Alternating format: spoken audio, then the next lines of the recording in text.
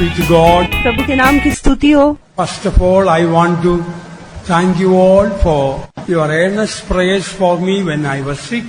सबसे पहले जब मैं बीमार था, आप सबने मेरे लिए अत्यधिक प्रार्थना की, उसके लिए मैं आपका धन्यवाद करता हूँ। I am very much humbled when I hear most of you come and tell me how earnestly you prayed for me, for which I am least worthy.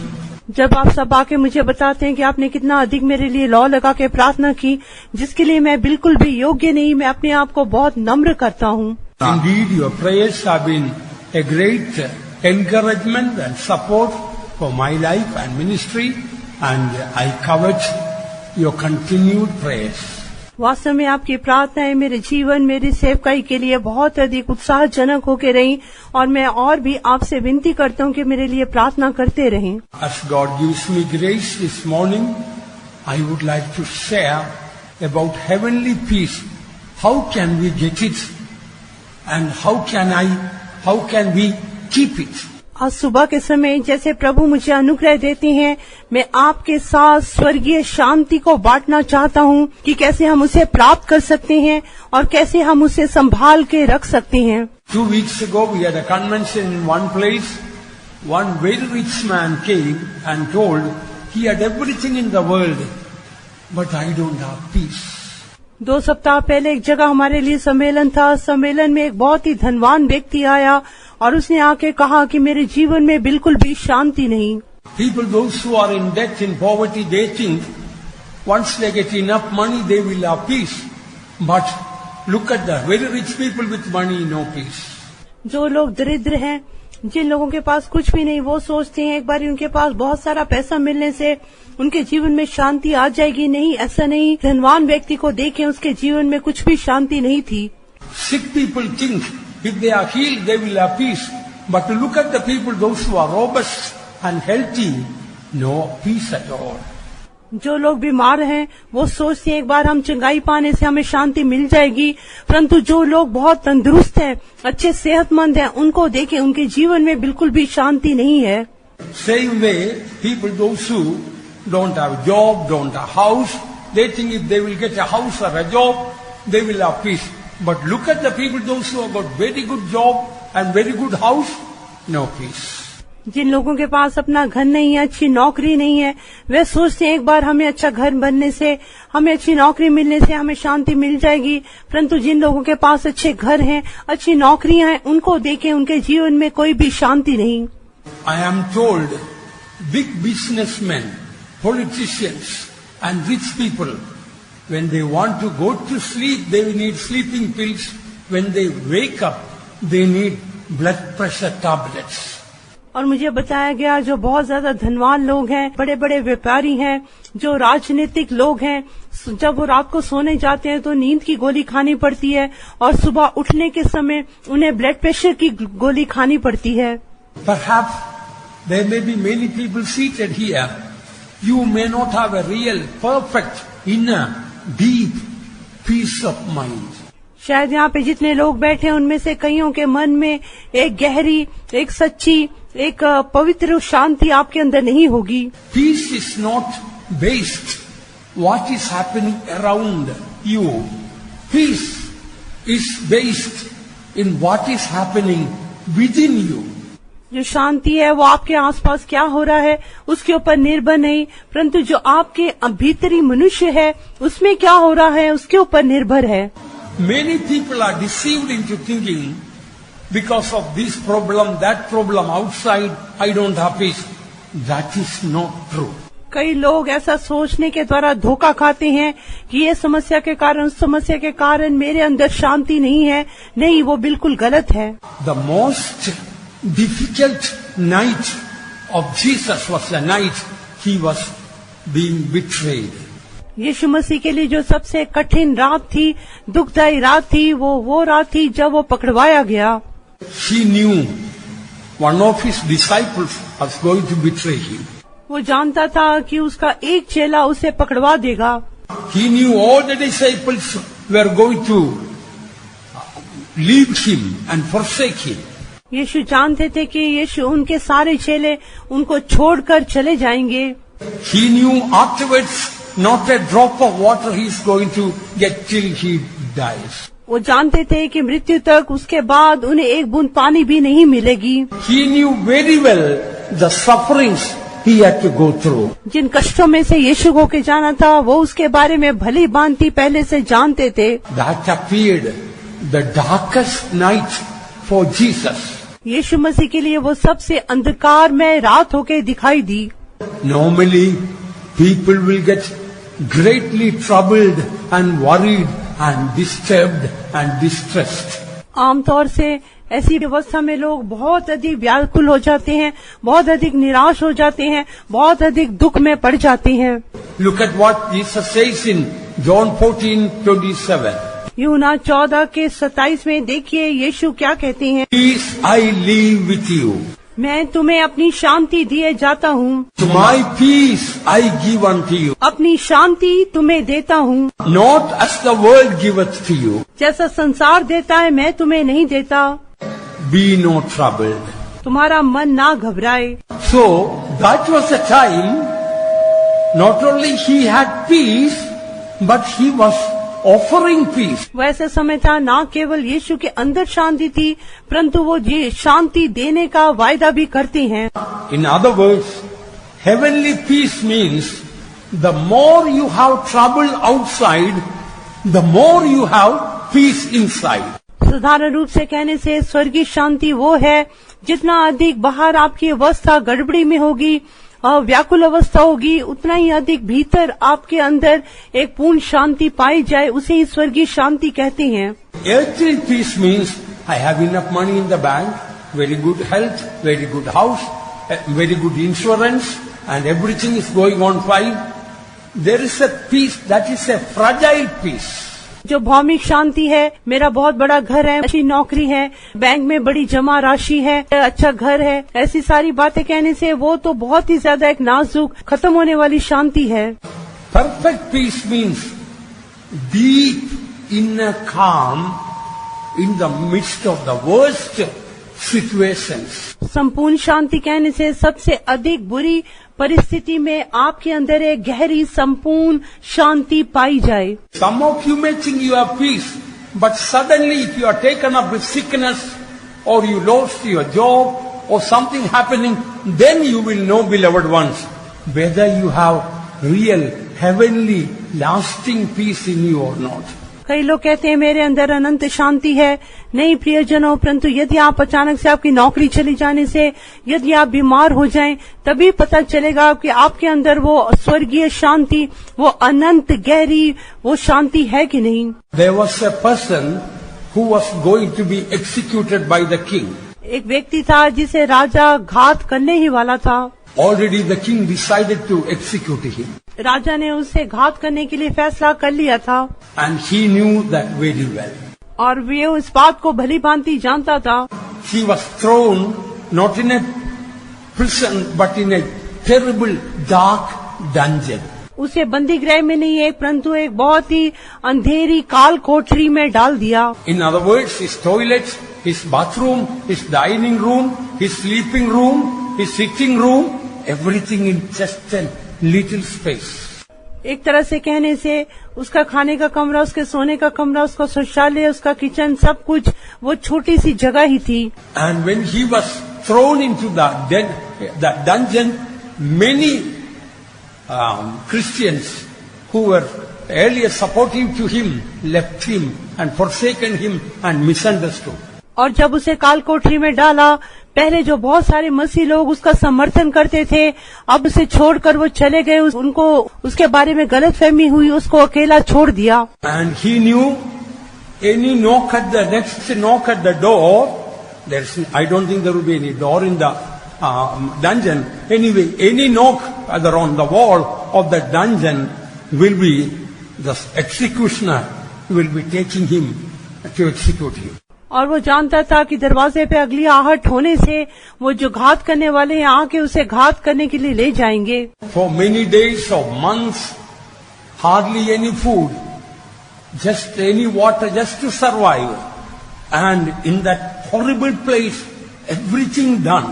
Naturally, people's mind will go mad. और उसे बहुत दिनों तक, बहुत महीनों तक कोई आहार नहीं दिया गया, थोड़ा सा पानी पीने के लिए दिया जाता था। और ऐसी जगह पे सब चीजें एक ही कमरे में करने से ऐसी परिस्थिति में रहना बहुत ही कठिन है। निश्चय ये व्यक्ति बिल्कुल पागल हो जाएगा। You put yourself in that state. Just imagine for 1 minute how troubled we could be. अपने आप को उस परिस्थिति में रख के देखें, हम कितने व्याकुल हो जाएंगे। Then somehow he got a piece of paper and pen in the dungeon. कैसे भी उसे काल कोठरी में एक टुकड़ा कागज और एक पेन मिल गया। The man is about to be executed. उस व्यक्ति को घात करने ही वाले थे। Then the man who had been many days almost starving to death. एक व्यक्ति जो इतने दिन तक कुछ खाने को नहीं मिला, भूख के मारे मरने पर ही था। He got a chance to write the final words, last words. और उसे अपने अंतिम वचन लिखने के लिए एक मौका मिला। Now I am going to read it to you. Perhaps you are going to be shocked. अभी मैं उसको आपके सामने पढ़ूंगा, शायद आप बहुत ज्यादा आश्चर्यचकित हो जाएंगे। What that man just before being executed, the final words that he could write in a piece of paper, what he wrote, I am going to read it to you. वो व्यक्ति जो घात होने वाला था, उसने जो अंतिम वचन वो कागज के टुकड़े पर लिखे, वो अभी मैं आपके सामने आपको पढ़ के सुनाऊंगा। Finally, my brethren, rejoice in the Lord. To write the same things to you, to me indeed is not grievous, but for you it is safe. 3:1, Philippians 3:1. फिलिपियों 3:1। प्यारे भाइयों, निदान भाइयों, प्रभु में आनंदित रहो। ये बातें आपको लिखना मेरे लिए तो दुखदायी नहीं है, परंतु आपके लिए शायद बहुत दुखदायी होंगी। Finally, is it in Telugu? Yes. Finally, brethren, rejoice in the Lord. निदान है मेरे भाइयों, प्रभु में आनंदित रहो। Do you know who wrote that? वही बातें तुमको बार बार लिखने में मुझे तो कुछ कष्ट नहीं होता। आप जानते हैं ये किसने लिखा? Who wrote that? इसके बारे में किसने लिखा? It is in your Bible. ये आपकी बाइबल में है। Saint Paul, when he got a chance to write the final words, he says, finally, brethren, be sad. Everybody had forsaken me. Everybody left me. I am going to be executed. God seems to have forsaken me. He didn't write that. ये संत पौलुस ने ये शब्दों को लिखा।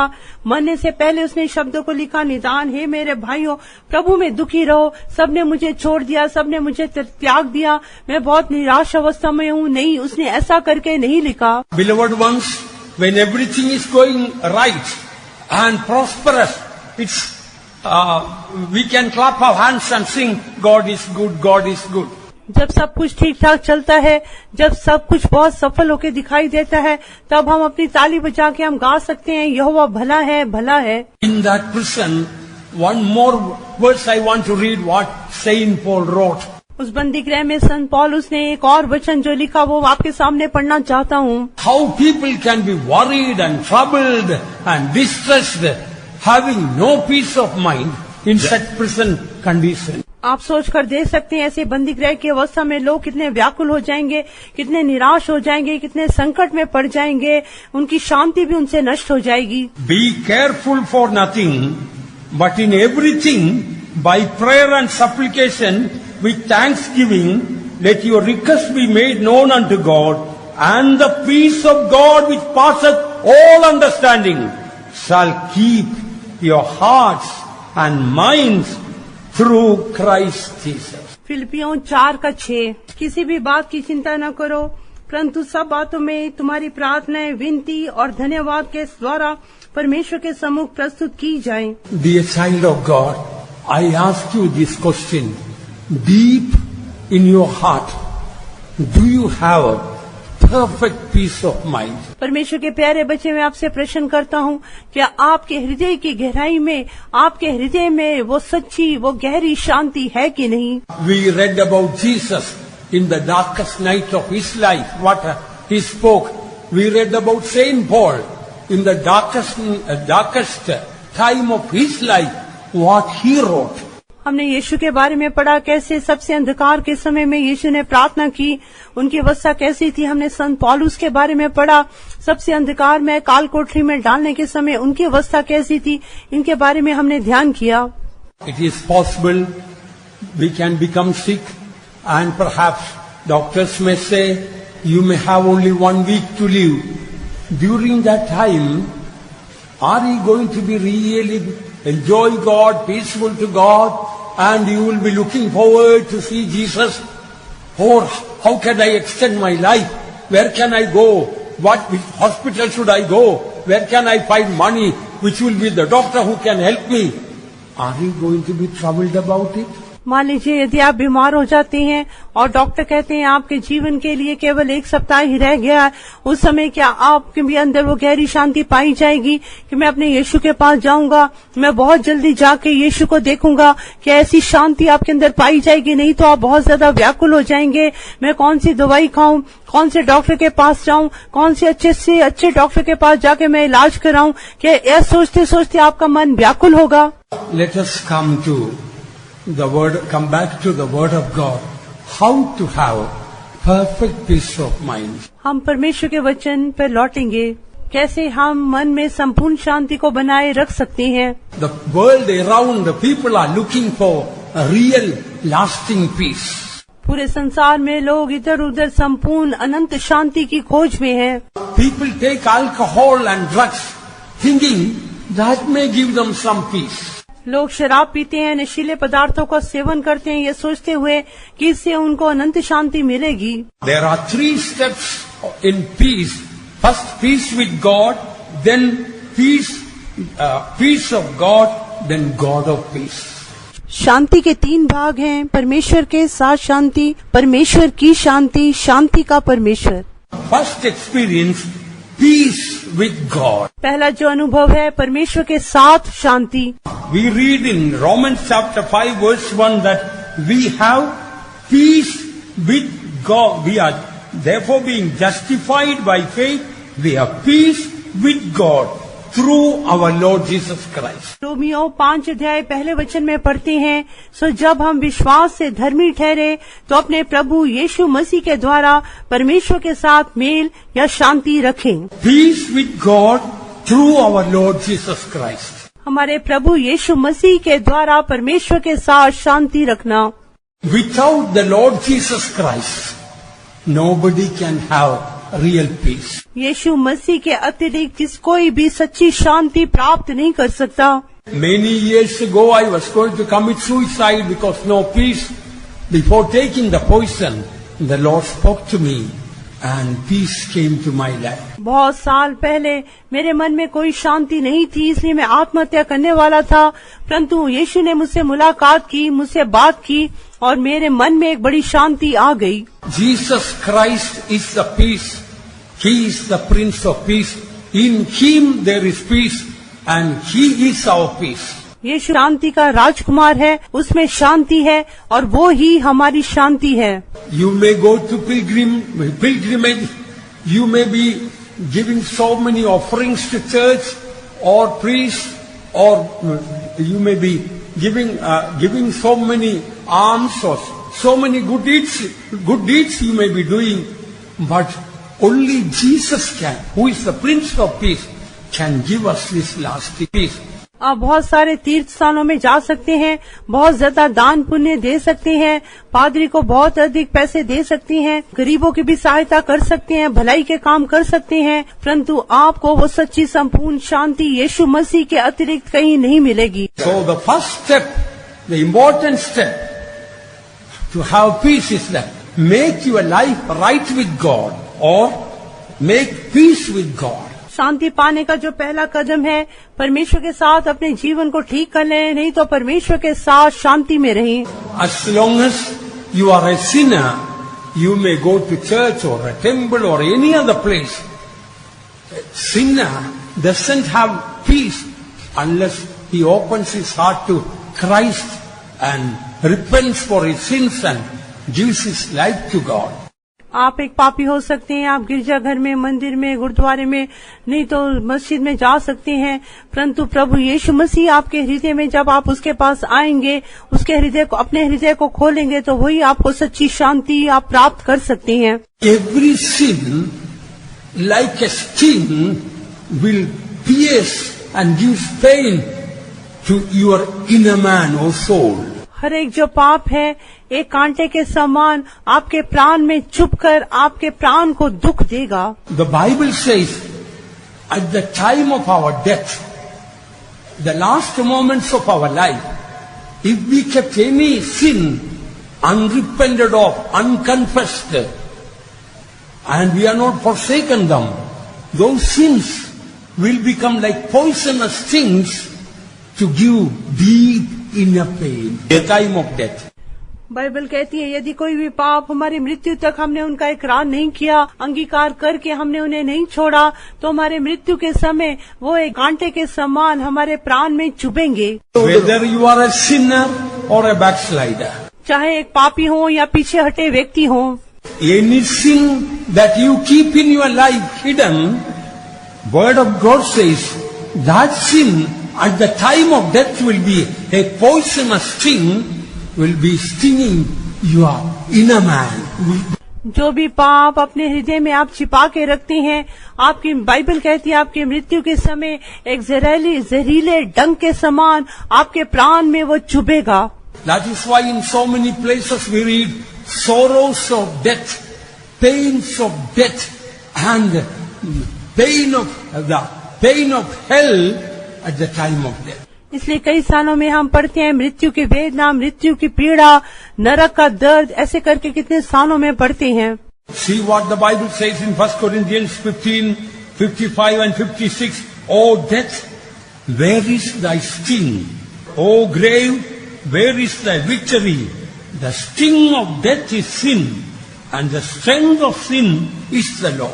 पहला करंथियों 15 अध्याय उसके 55 और 56 वचन में, हे मृत्यु तेरी जय कहाँ रही, हे मृत्यु तेरा डंक कहाँ रहा. मृत्यु का डंक पाप है और पाप का बल व्यवस्था है. Our pride, our lust, our anger, our love for money, our love for women or men, or our love for the things of the world, if we are not free from all these things simultaneously, they could be stinging, poisonous things. हमारा प्रेम, हमारा घमंड, हमारी इच्छा, हमारी लालसा, हमारा क्रोध, हमारे संसार के बारे में हमारा प्रेम, स्त्री या पुरुष का प्रेम, यदि इन बातों से हमने अपने आप को शुद्ध नहीं किया तो मृत्यु के समय ये एक डंक के समान हमारे प्राण को डसेंगे. This week I heard about a death of a woman in one place. इस सप्ताह एक स्थान में मैंने एक स्त्री की मृत्यु के बारे में सुना. Although she was a child of God, she had done some terrible sin which she never confessed. चाहे वो परमेश्वर की एक बच्ची थी, फिर भी उसने कुछ भयंकर पाप किया था जिसके बारे में उसने पश्चाताप नहीं किया था. Even though she was caught, she denied about the sin. चाहे वो रंगे हाथों पकड़ी गई, फिर भी उसने इनकार कर दिया. She became very sick. वो बहुत ज्यादा बीमार हो गई. Another lady who was looking after her went to the bathroom or the kitchen to get some water to give to her to drink. और एक और स्त्री जो उसकी देखभाल कर रही थी, बाथरूम नहीं तो किचन में उसके लिए पानी लाने के लिए गई. When she came back to the room, she had a terrible experience. जब वो कमरे में वापस आई, उसे बहुत ही भयानक ऐसे का अनुभव हुआ. A terrible monster, a demon with all the teeth, also grinding the teeth and ugly way, bulging the eyes, came and took that sick lady away, and that moment she died. और उसने देखा एक बहुत ही भयानक दुष्ट आत्मा, एक शैतान जिसकी आंखें बाहर उबल रही थी, गिर रही थी, और जिसका रूप बहुत ही भयानक था, वो आकर उस स्त्री को उठा के ले गया और उसी लम्हा वो स्त्री भी मर गई. Bible says the sting of death is sin. Every sin will be a sting at the time of death. Bible कहती है मृत्यु का डंक पाप है. हर एक पाप मृत्यु के समय एक डंक के समान डसेगा. You can hide sin while alive, but while dying nobody can afford to hide sin. जीवित रहने के समय आप अपने पाप को छिपा के रख सकते हैं, परंतु मृत्यु के समय कोई भी पाप को छिपा नहीं सकता. Perhaps there may be somebody seated here still covering up your sin.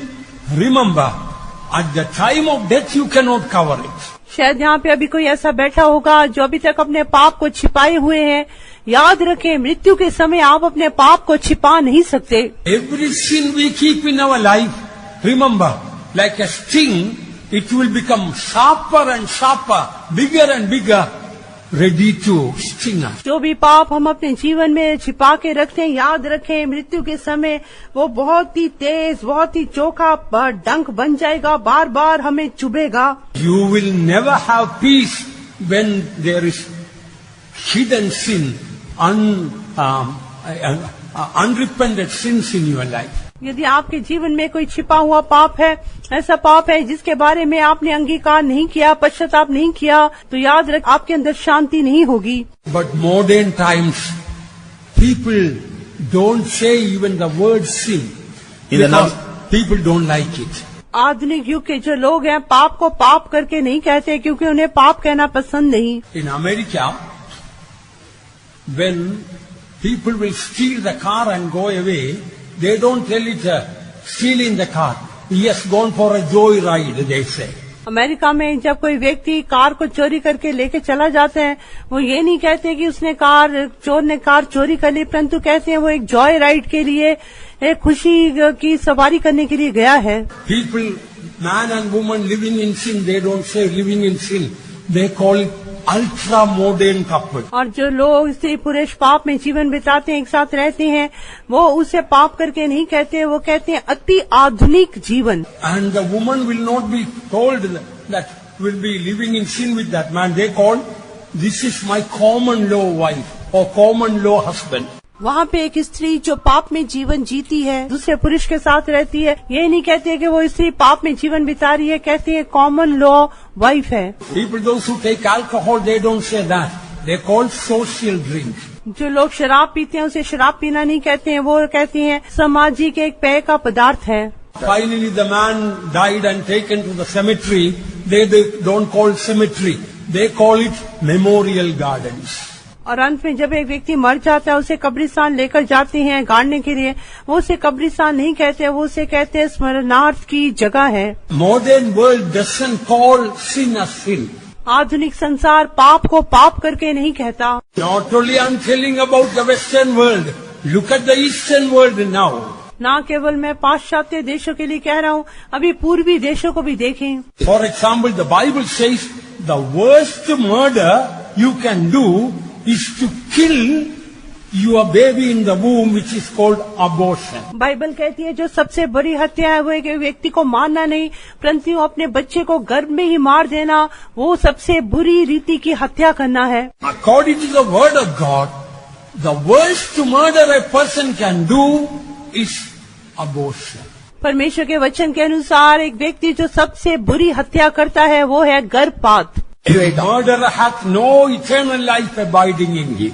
और एक जो हत्यारा है उसके अंदर अनंत जीवन बना नहीं रहता। Look at the terrible verse about abortion, Psalm 10 verse 8. What does it say? गर्भपात के बारे में परमेश्वर का भयानक वचन सुने, भजन संहिता 10 उसका 8 वचन। In the secret places that he murdered the innocent. और गुप्त स्थानों में निर्दोष को घात करता है। In the secret places, womb, the secret places. गुप्त स्थान कहने से गर्भ। Murder the innocent. You cannot find more innocent person than a baby who is not born. निर्दोष कहने से एक बच्चा जिसका जन्म नहीं हुआ वही सबसे अधिक निर्दोष होता है। If somebody is in the world is killing somebody, they take revenge or they imagine at least that person did something wrong. But this baby is innocent, never did anything against anyone. संसार में देखने से व्यक्ति किसी व्यक्ति की हत्या करने से, कुछ करने से उससे वो बदला लेते हैं, परंतु बच्चे को देखे वो तो बिल्कुल निर्दोष है, वो किसी से कुछ भी कर नहीं सकता। Because most of the modern words are encouraging that sin, but from the word of God, you cannot change a sin into something holiness or goodness. पूरा आधुनिक जो संसार है इसके बारे में लोगों को उत्साहित करता है, परंतु बाइबल के अनुसार आप पाप को कुछ और अधिक पवित्र चीज करके कह नहीं सकते। If such people do not truly confess and repent and ask forgiveness from the Lord, always a voice will be hearing, "Mommy, why did you kill me? What wrong have I done against you?" ऐसे लोग यदि सच्चे पश्चाताप के साथ प्रभु से माफी नहीं मांगेंगे तो हमेशा एक आवाज को सुनेंगे कि मम्मी आपने मुझे क्यों मार डाला, मैंने आपके साथ क्या बुराई की। Remember, dear ones, every sin, if not repented and not confessed, finally it will become a sting to sting us. प्रियजनों, याद रखें, हर एक पाप जिसका आप अंगीकार करके पश्चाताप करके छोड़ नहीं देते, अंत में वो पाप आपके जीवन में डंक के समान आपको चुभेगा। Some people, to avoid the family abortion, they go for family planning, but the Bible says the first man who did the family planning, immediately the wrath of God came and God killed him. आज जो आधुनिक लोग हैं वो family planning के लिए जाते हैं, वो गर्भपात कराना नहीं चाहते, परंतु बाइबल में देखें जो पहला व्यक्ति जो फैमिली प्लानिंग के लिए गया, कैसे परमेश्वर का क्रोध उसके ऊपर आया। I am rather embarrassed to speak all these things, but I am constrained, beloved ones. Your sin should not become a sting at the end. प्रियजनों, ये सब बातें कहने में मुझे शर्म आती है, परंतु मैं बहुत ही विवश होकर कह रहा हूँ, आपका पाप अंत में डंक ना बन जाए। The only birth control according to the word of God is self-control, and all other plannings, birth controls are abomination in the sight of God and inviting judgment of death. Any birth control other than self-control is abomination in the sight of God and is inviting judgment of death. Bible के अनुसार birth control कहने से वो अपने आप पे स्वयं पे नियंत्रण रखना है। बाकी सारे जो बर्थ कंट्रोल है परमेश्वर की दृष्टि में घृणित होकर दिखाई देते हैं, उनके द्वारा परमेश्वर का न्याय ही आप पर आएगा। Please go home and read Genesis chapter 38. Then you will see the first man who did the family planning. Immediately God slew him. You can go home and read. और देखिए उत्पत्ति 38 अध्याय आप अपने आप स्वयं के लिए पढ़ लें। पहला व्यक्ति जिसने बर्थ कंट्रोल किया, कैसे परमेश्वर का न्याय उस पर आया और तुरंत ही वो मर गया। Again I am telling you, I am embarrassed to speak all this, but we don't want our people to be deceived and finally going to hell and saying the servants of God never taught us the right things, never taught us these things are in the Bible. That shouldn't happen to us. और मुझे ये सारी बातें कहने में बहुत शर्म आती है, परंतु मैं नहीं चाहता कि हमारे लोग धोखा खाएं और पाप में पड़े और अंत में नरक में जाएं और वहां गए। हमारे सेवकों ने हमें कभी भी ये बातें नहीं बताई, बाइबल में ऐसा लिखा है करके हमें कभी भी बताया नहीं। Beloved ones, hiding all these sins, we may sing about peace, but that peace will be far off from. प्रियजनों, इस सारी बातों को अपने जीवन में छिपा के रखकर हम शांति के बारे में गीत गा सकते हैं, परंतु वो शांति हमारे जीवन से बहुत ही दूर होगी। Another thing, I don't like to preach about tithes. That also is embarrassing. एक और बात जिसके बारे में प्रचार करना पसंद नहीं करता वो है दशमांश। वो बहुत ही एक शर्मनाक एक विषय है। But let me show from the Bible, those who do not give tithes, they cannot go to the Father's house, Heavenly Father's house in peace. They will not die in peace. जो लोग दशमांश विश्वास योग्यता से नहीं दे सकते, वो स्वर्गीय पिता के घर में शांति के साथ जा नहीं सकते। Again, I want to tell you, not we don't want, because we are preaching for money, but we don't want you to die without peace. And we want to show the Bible verse for that. फिर से मैं कहता हूँ, हम दशमांश के बारे में बोलने के समय हमें आपको पैसा नहीं चाहिए, परंतु आप शांति के बिना ना मरे, शांति के साथ परमेश्वर के राज्य में जाएं, इसलिए हम ये बात आपको बता रही हैं। Genesis 28, 21 and 22, so that I come again to my father's house in peace, then shall the Lord be my God, and this stone which I have set for a pillar shall be God's house.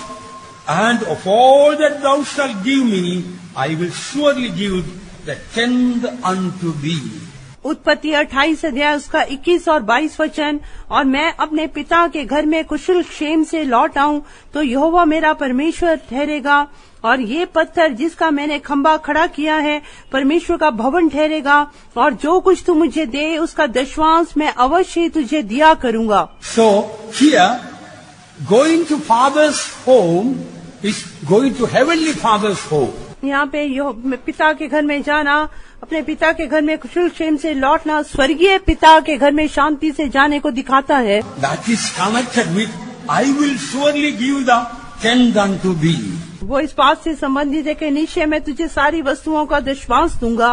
If we don't faithfully give tithes to all things, we cannot expect to go to our heavenly Father's home in peace. दूसरे शब्दों में कहने से यदि हम अपनी सारी चीजों का विश्वास योग्यता से उनका दशमांश नहीं देते तो हम अपने स्वर्गीय पिता के घर में शांति से जा नहीं पाएंगे। After you were born again in the past, any time you deprived God of God's money. Today make a decision, even if you don't have money. Lord, when I will get, I will restore back all that belong to God. I want to come to my Father's home in peace. पिछले दिनों में शायद आपने विश्वास योग्यता से अपने दशमांश नहीं दिया होगा, परंतु आज से आप फैसला करें कि मैं अपने सारे दशमांश विश्वास योग्यता से दूंगा और जो रह गया उसकी जो कमती है उसे भी पूरी कर दूंगा ताकि मैं अपने स्वर्गीय पिता के घर में शांति से पहुंच सकूं। आज आप ऐसा एक फैसला करें। If we want to have heavenly peace, first thing we should make our life right with God. यदि हमें स्वर्गीय शांति चाहिए तो सर्वप्रथम हम अपने जीवन को परमेश्वर के साथ सही करना चाहिए। There may be unknown sins in our life that God will take care of that. When God reveals, we can correct them. कई हमारे जीवन में ऐसे पाप हो गए जिनसे हम ज्ञात नहीं होंगे, उसके बारे में आप चिंता न करें। जब प्रभु आप पे प्रकट करेगा आप पश्चाताप कर लें। But whatever sins God convicted us, if we don't get rid of them, they will turn to be sins. परंतु जिन जिन पापों का परमेश्वर हमें बोध कराते हैं, यदि हम उनके बारे में पश्चाताप नहीं करते, छोड़ते नहीं, तो वो हमें डंक के समान डसेंगे।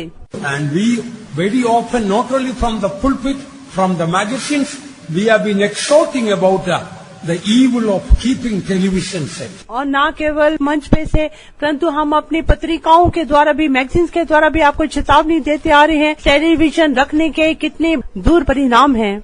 One servant of God in America, he says, a person who keeps a television and watch, he breaks all the 10 commandments in the Bible. America में एक परमेश्वर का सेवक इस प्रकार से कहते हैं, एक व्यक्ति जो अपने घर में टेलीविजन रखता है वो परमेश्वर की सारी 10 आज्ञाओं को तोड़ देता है। We have no time for all, but let me take the first commandment from the Bible. सारी आज्ञा कहने के लिए समय नहीं, बाइबल से हम पहली आज्ञा को लेंगे। The first commandment that we know that you should not have any other gods other than Jehovah God. और पहली आज्ञा हम जानते हैं कि तू मुझे छोड़, यहोवा परमेश्वर को छोड़, दूसरों को ईश्वर करके ना मानना। Thou shalt have no other gods before me. तू मुझे छोड़, दूसरों को ईश्वर करके ना मानना। When you sit sometime before the television, and you will realize you will be able to sit much less time before God. जब आप टेलीविजन के सामने बैठते हैं तब आप महसूस कर पाएंगे कि टेलीविजन के सामने बैठने से आप परमेश्वर के सम्मुख में बैठना वो आपके लिए बहुत ही कठिन है। Say you may be watching 1 hour or 2 hours television, but definitely one thing, much less time you will be sitting before the Lord in prayer than sitting before the television. मान लीजिए आप टेलीविजन के सामने 1-2 घंटे बैठ के television देखते हैं, परंतु जब प्रार्थना करने के लिए परमेश्वर के सामने बैठते हैं तो मुश्किल से बहुत ही कम समय बैठते होंगे। Even after watching the television, you want to pray. You won't be able to pray. The feedback of what you watch will be coming one after the other, and so practically, television will be your God, and the true living God will be somewhere else. You will be breaking the first commandment itself. Television देखने के बाद आप प्रार्थना में बैठेंगे, आपका मन नहीं लगेगा। जो टेलीविजन पे देखें वो बातें बार बार आपके दिमाग में आएंगी और आप महसूस करेंगे कि टेलीविजन ही आपका ईश्वर बन गया है। इस तरह करते हुए जो परमेश्वर की पहली आज्ञा है उस आज्ञा को आप तोड़ते हैं। Before I go to the next item, let me just say how to make peace with God. अगले विषय पर जाने से पहले मैं आपको बताऊंगा कि कैसे परमेश्वर के साथ शांति बनाए रख सकते हैं। Any sin the Holy Spirit is convicting, immediately when the Lord gives conviction, that is the best time to repent and turn away. That is the time God wants to give grace to give up that sin. जिस समय पवित्र आत्मा आपको किसी पाप का बोध कराता है, जिस समय परमेश्वर आपको किसी बात का बोध कराते हैं, वही सबसे उचित समय है कि आप परमेश्वर के सम्मुख बैठकर उस पाप का पश्चाताप करके उसे छोड़ दें, और परमेश्वर उसके लिए उसी समय में आपको अनुग्रह भी देगा।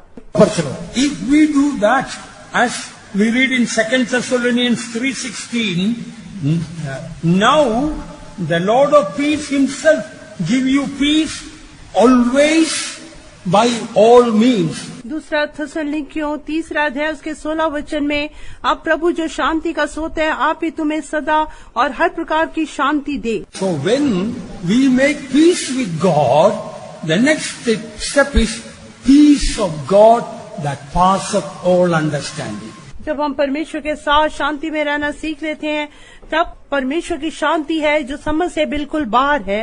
Peace that passeth all understanding means all around when you look, you have only problems. शांति जो समझ से बिल्कुल बाहर है, इसका अर्थ है चारों ओर देखने से केवल आपको समस्या ही दिखाई देंगी। Everything is going wrong. सब कुछ गलत ही हो रहा होगा।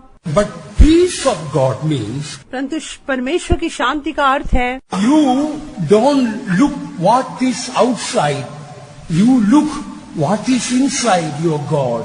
आप ये नहीं देखते कि बाहर क्या है, परंतु आप ये देखते हैं कि परमेश्वर के साथ अंदर क्या है। Pastor Paul was dying in Sri Lanka. Pastor Paul The அவர்கள் founder of our church. Sri Lanka में जब पास्टर पॉल मर रहे थे, He had a wound either in the shoulder or back or somewhere. उनके कांधे पर नहीं तो पीठ पर शायद कोई घाव था। His old friend, the CSI friend, came to see him. उनके पुराने मित्र CSI का एक मित्र उन्हें देखने के लिए आया। He was telling, see, you left our church and mission and all. Now look at the suffering you go through, the pain you go through. See how difficult things are for you.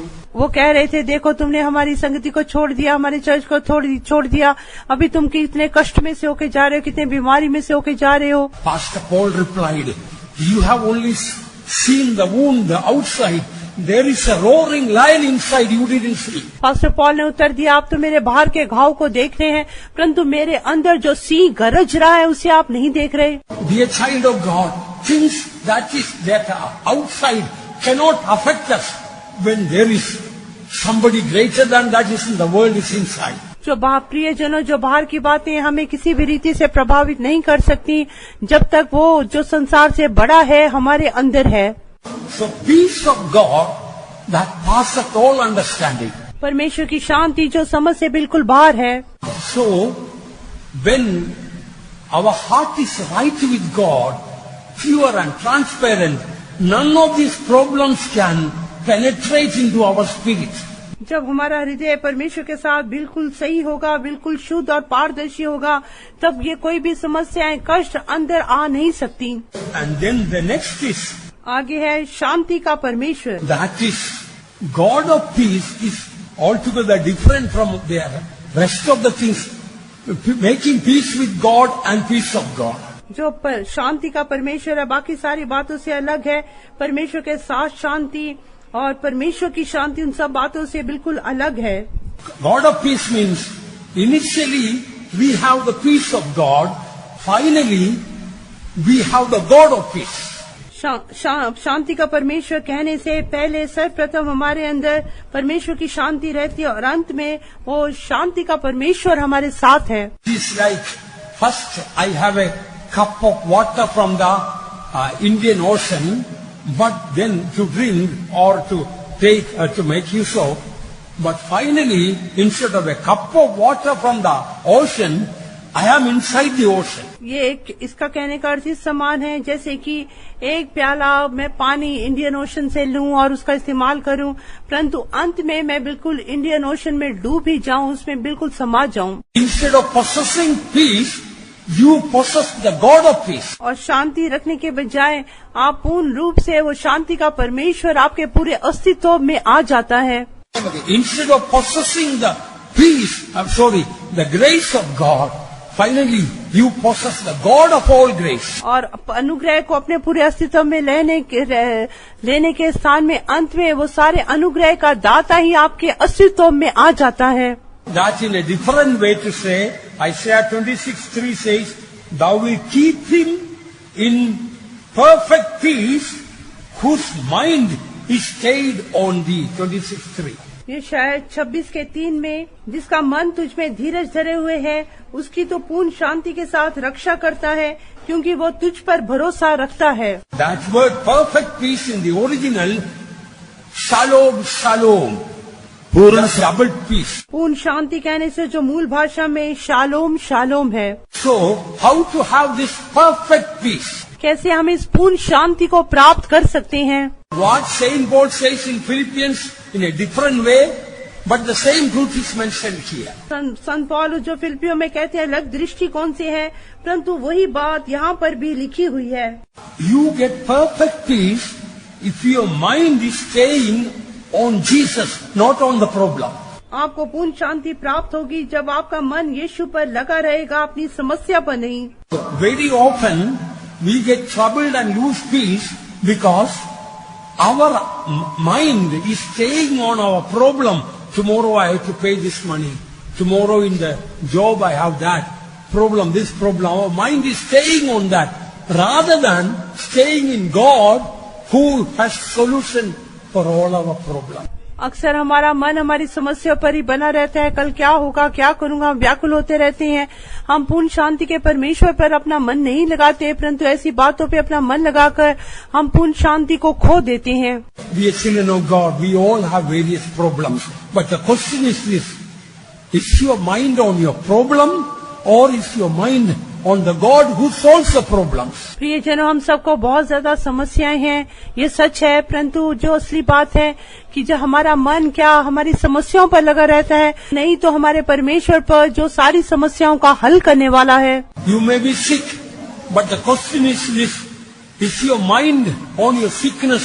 How the others, the similar sickness increased, became worse, and this happened, that happened. Is your mind staying on your sickness or on the God who heals the sickness? क्या आप जब आप बीमार होते हैं, क्या आपका मन अपनी बीमारी पे लगा रहता है? मैं बीमार हूँ, बीमारी कितनी बढ़ जाएगी, दूसरे लोग क्या सोचेंगे? नहीं तो आपका मन अपने परमेश्वर पर लगा रहता है, जो आपका चंगा करने वाला परमेश्वर है। A child of God, take out your mind out of the problem, out of the sickness, out of the pain, and let that mind stay only and always on the Lord. प्रियजनों, अपने मन को अपनी समस्या, अपनी बीमारी, अपने कष्ट पर से हटा के अपने परमेश्वर पर लगाएं, जो पूर्ण शांति का दाता है। Then your problem is not great. Your God is greater than your problem. तब आपकी समस्या आपके लिए कुछ महान या बड़ी नहीं होगी, आपका परमेश्वर आपकी समस्याओं से कहीं अधिक महान और बड़ा है।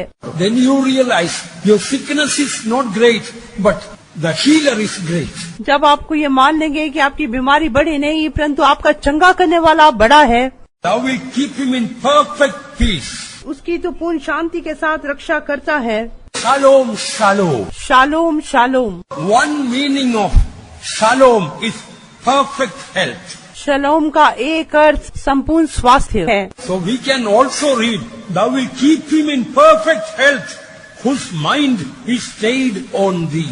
इस तरह से भी हम पढ़ सकते हैं, जिसका मन तुझ में धीरज धरे हुए, उसकी तू पूर्ण स्वास्थ्य के साथ रक्षा करता है।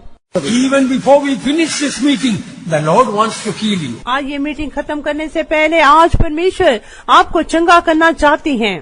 Thou will keep him in perfect health, whose mind is stayed on thee. जिसका मन तुझ में धीरज धरे हुए है, उसकी तू संपूर्ण स्वास्थ्य के साथ रक्षा करता है। Earlier last night and other times we already heard that it is God's wish that we may be in good health. कल रात और पिछले दिनों में हमने सुना कि परमेश्वर की इच्छा है कि हम सेहतमंद और भले चंगे रहें। If anybody is here sick today, take your mind out of that sickness. यदि आज यहाँ पे कोई बीमार है, तो अपना मन अपनी बीमारी पर से हटा लें। Lord, I am not going to think and worry about my sickness. I am going to think about my God who can heal, who can deliver, who is greater than all those things. प्रभु जी, मैं अपनी बीमारी पे मन लगा के चिंता नहीं करूंगा, परंतु अपने परमेश्वर पर अपना मन लगाऊंगा, जो मेरा चंगा करने वाला है, जो मुझे शांति देने वाला है, जो मेरी बीमारी से भी कहीं अधिक महान और बड़ा है। This morning itself, this afternoon itself, the Lord is well able to heal us. आज दोपहर के समय प्रभु हमें चंगा करने के लिए सामर्थी हैं। There is one special piece I want to tell about. एक विशेष शांति के बारे में मैं आपको बताना चाहता हूँ। That peace is reserved only for the consecrated servants of God. वो जो शांति केवल परमेश्वर के प्रतिष्ठित सेवकों के लिए है। This gospel is called, in number of places, time is up, is called gospel of peace. इस सुसमाचार को बहुत सारे स्थानों में शांति का सुसमाचार करके कहा गया है। A true servant of God is called to preach or to do this ministry. They are called to preach this peace. एक सच्चा परमेश्वर का सेवक जो इस सेवा करता है उसे इस शांति के बारे में प्रचार करने के लिए बुलाया है। That special peace only true servants of God will have. Nobody else will get it. वो जो विशेष शांति केवल परमेश्वर के सच्चे सेवकों के पास ही है और किसी के पास वो शांति नहीं है। If the Lord has called you to serve God and if you refuse to serve Him, this peace you will never get. यदि परमेश्वर ने आपको सेवा के लिए बुलाया है और अब सेवा करने से इनकार करते हैं तो आपको कभी भी ये शांति नहीं मिलेगी। If the Lord has called you to this consecrated ministry, this gospel of peace, to preach the gospel of peace, why don't you dedicate yourself and get this wonderful, special peace exclusively kept for dedicated servants of God? यदि परमेश्वर ने आपको सेवा के लिए बुलाया है, शांति का सुसमाचार सुनाने के लिए बुलाया है, तो क्यों आप अपने आप को समर्पण नहीं करते ताकि ये विशेष शांति जो केवल परमेश्वर के प्रतिष्ठित सेवकों के लिए है उसे आप प्राप्त कर सकें।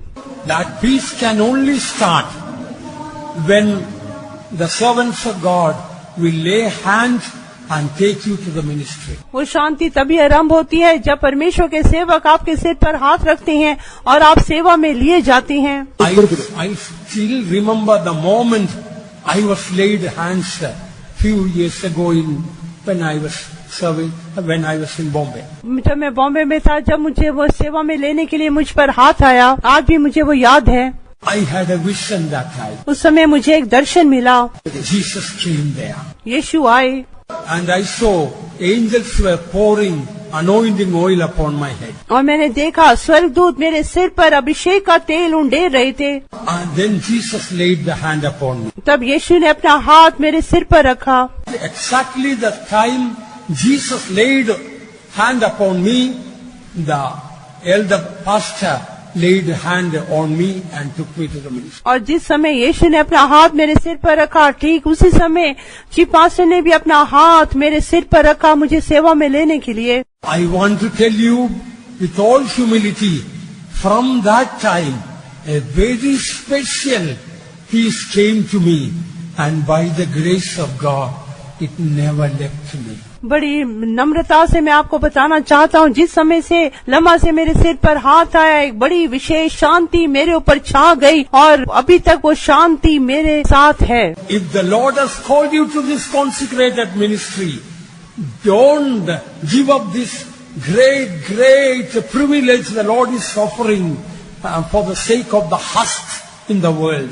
और यदि आपको सेवा करने के लिए प्रभु ने बुलाहट दी है तो कभी भी आप पीछे ना हटना। संसार की जो भूसा है उसको बचाने के लिए प्रभु आपको बुला रहे हैं। Time is up. Therefore, in 1 or 2 minutes, I will want to mention the last point: how to keep or preserve the peace after we receive this peace. और समय खत्म हो गया। अंत में मैं आपको बताना चाहता हूँ शांति प्राप्त करने के बाद कैसे हम इस शांति को अपने अंदर बनाए रख सकते हैं। Colossians 3:15 in Good News Bible says, the peace that Christ gives you is to guide you in the decision that you make. कलीसियों 3:15 मसीह की शांति जिसके लिए तुमको एक देह होके बुलाया है ताकि आप सही निर्णय ले सकें, उसके लिए आपको बुलाया है। I will read it again, the Good News version. ये गुड न्यूज वर्जन के अनुसार है। The peace that Christ gives you is to guide you in the decision that you make. और मसीह जो शांति आपको देते हैं वो इसलिए देते हैं कि जो फैसले आप करते हैं उसमें आपकी अगुवाई हो। This is the way to preserve peace. इस रीति से हम अपनी शांति को बनाए रख सकते हैं। Let me tell you with all humility. मैं सारी नम्रता से आपको बताना चाहता हूँ, In the ministry, in our responsibility for elders, we have so many problems every day coming. और हमारी सेवकाई में एल्डरों के सेवा करने के समय बहुत सारी समस्या हर रोज हमारे जीवन में आती हैं। So how to make decisions?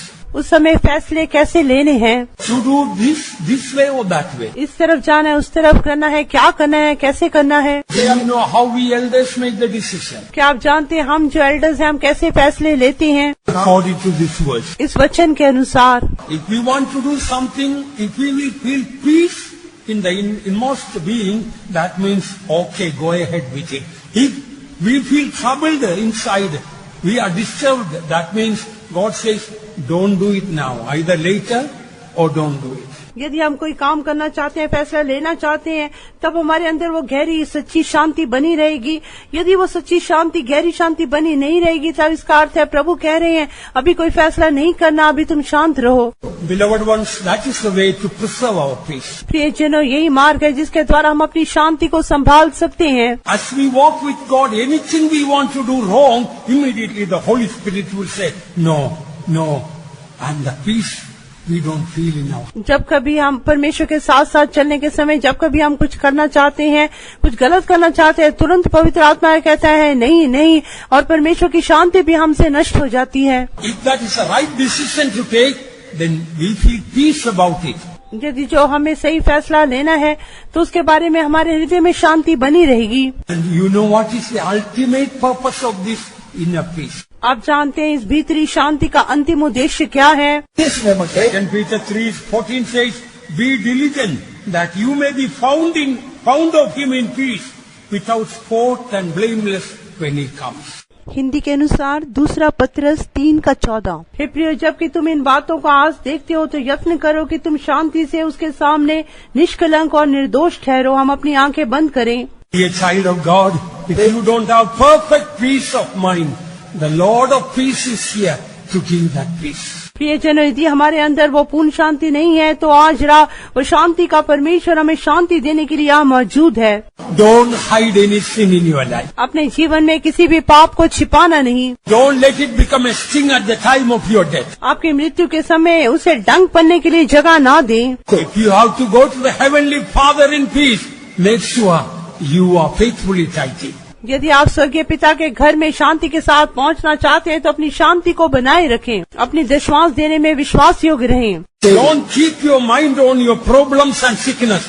Keep your mind on God who solves the problem and heals. अपने मन को अपनी बीमारियों पर, अपनी समस्याओं पर ना लगाएं, परंतु उस परमेश्वर पर लगाएं जो आपकी सारी समस्याओं को सुलझाने वाला ईश्वर है। Let us be found of peace when Jesus comes. जब यीशु आएंगे तब हम उसके सामने शांति में पाए जाएं। May God bless us.